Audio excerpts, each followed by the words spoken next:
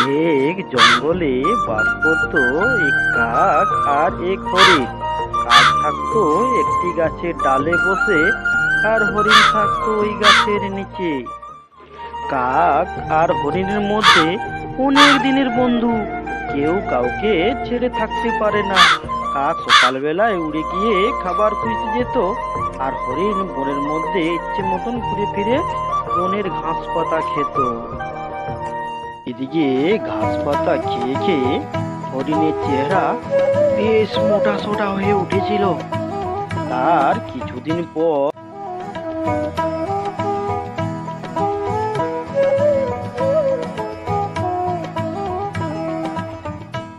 হরিণটা এক স্বার্থপর শেয়ালের নজরে পড়লো। এইভাবে প্রত্যেক দিন জঙ্গলে আসতো ওই স্বার্থপর শেয়াল, আর ভাবতে থাকে, এর তো নরম মাংস আমাকে তো খেতেই হবে, কিন্তু আমি এই হরিণের মাংস খাবো কি করে? আর সময় নষ্ট না করে এই হরিণের সঙ্গে ভাব জমিয়ে নি, তাতে তার কাছাকাছি থাকা যাবে। তখন স্বার্থপর শেয়াল হরিণের কাছে গিয়ে বলল,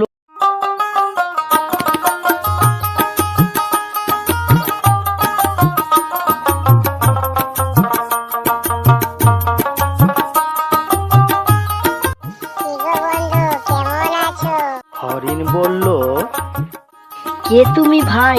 আমি তো তোমায় চিনতে পারলাম না। আমাকে চিনতে পারছো না?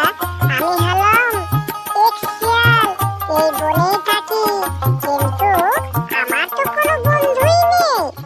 তুমি কি আমার বন্ধু হবে? বন্ধু ছাড়া কি বাঁচা যায়? এই বলে শেয়াল ও হরিণ দুজন বন্ধু হয়ে গেল। তারপর তারা দুজনেই বনে বনে ঘুরে বেড়াতে লাগলো মনের আনন্দে।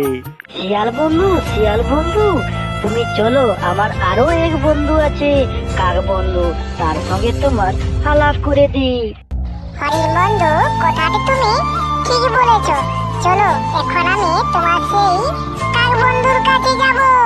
তোমার ওই কাক বন্ধুর সঙ্গে আলাপ করে আমার খুব মজা হবে, তাই না বলো হরিণ বন্ধু? হ্যাঁ হ্যাঁ, আমার কাক বন্ধু খুব ভালো, তোমার কথা শুনে আমার কাক বন্ধু খুব খুশি হবে। এই বলে তারা দুই বন্ধু সেই কাকের কাছে দেখা করতে গেল।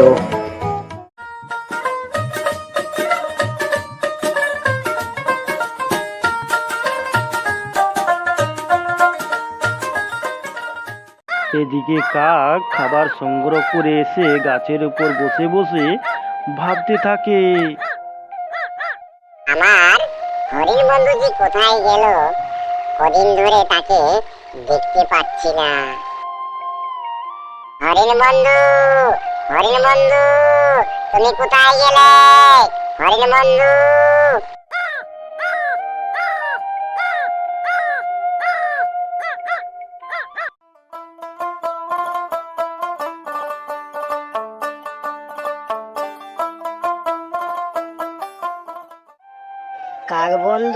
কাক বন্ধু, আমাদের মধ্যে আর একজন শিয়াল বন্ধু হয়েছে।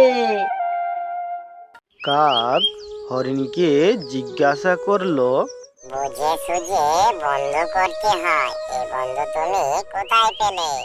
হরিণ বলল, তুমি যখন খাবার খুঁজতে উড়ে চলে গেলে, তখন আমি ওই নদীর তীরে ঘাস লতা পাতা খাচ্ছিলাম। তখন এই অসহায় শিয়াল আমার কাছে এসে বন্ধুত্বের হাত বাড়িয়ে দেয়, তখন আমি তার বন্ধু হয়ে গেলাম। হরিণ ভাই, এ তো খুশির খবর এটা। এখন আমি সময় বেশি পাবো। এবার দুজন ছিলাম, আমরা তিনজন বন্ধু হয়ে গেলাম। এবার আমি সময়টুকু বেশি পাবো। তোমরা এখন দুজন মিলে বনের ঘাস পাতা আনন্দের সহিত খেতে থাকো। এবার আমি চললাম, তোমরা ভালো থেকো। এই বলে কাক উড়ে চলে গেল। এবার তাহলে আমার স্বপ্নটি পূরণ হবে। এই বন্ধু, চলো এবার আমরা গভীর থেকে গভীর জঙ্গলে যাব খাবার সংগ্রহ করার জন্য। তুমি খাবে কচি কচি ঘাস, আর আমি খাবো মাংস। চলো বন্ধু চলো। হ্যাঁ শিয়াল বন্ধু, চলো তাহলে এবার। এ বলে তারা দুজন চলল গভীর থেকে গভীর জঙ্গলে।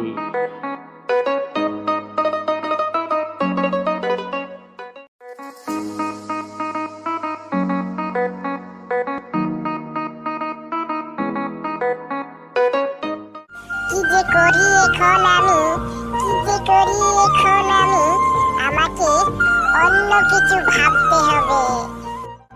আরে মাংস খেতে হবে। হরিণ ভাই, তুমি শুনছো? হরিণ ভাই, কি হলো ভাই, কি বলছো? হরিণ বন্ধু, আজ তোমাকে এমন এক জায়গাতে নিয়ে যাব যেখানে শুধু ঘাস আর ঘাস, আর আমার জন্য মাংস খেতে পাবো।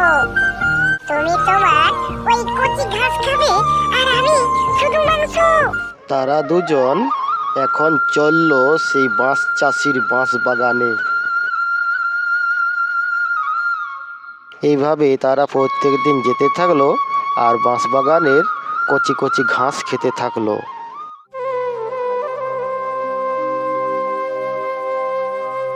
এবার তুমি বুঝবে হরিণ ভাই, তোমার কচি কচি ঘাস খাওয়া। হাই কি মিষ্টি এই ঘাসগুলো।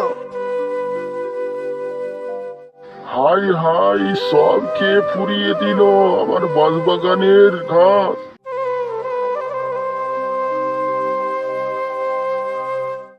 আজ আর তো রক্ষে নেই হরিণ, আজ তোকে আমি মেরেই ফিরবো। এই বলে চাষি হরিণের কাছে যেতে লাগলো। আমার আর তর সইছে না, কখন যে হরিণ মাংস খাবো। তারপর হরিণকে চাষি মারতে লাগলো। মারতে মারতে হরিণটি মাটিতে লুটিয়ে পড়লো।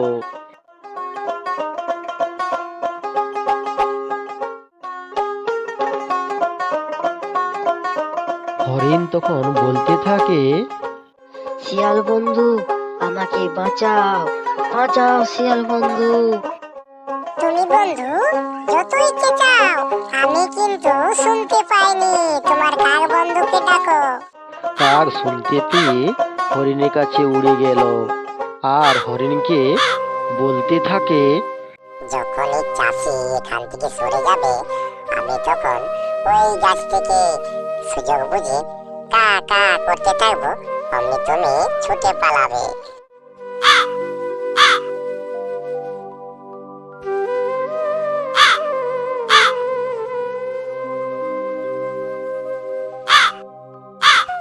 তারপর সেখান থেকে হরিণ ও কাক পালিয়ে গেল আর তারা দুজন বন্ধু নতুন করে জীবন কাটাতে লাগলো। বন্ধুরা, এই গল্পের শিক্ষা হলো অচেনা কারোর সাথে চট করে বন্ধু করতে নেই। বিপদের সময় কে আসল তা বোঝা যায়। ভিডিওটি যদি ভালো লাগে অবশ্যই লাইক, কমেন্ট, শেয়ার ও সাবস্ক্রাইব করতে একদমই ভুলবে না বন্ধুরা। এরকম নতুন নতুন ভিডিও পেতে আমার এই চ্যানেলটি সাবস্ক্রাইব করুন এবং পাশে থাকুন। ভিডিওটি সম্পূর্ণ দেখার জন্য ধন্যবাদ।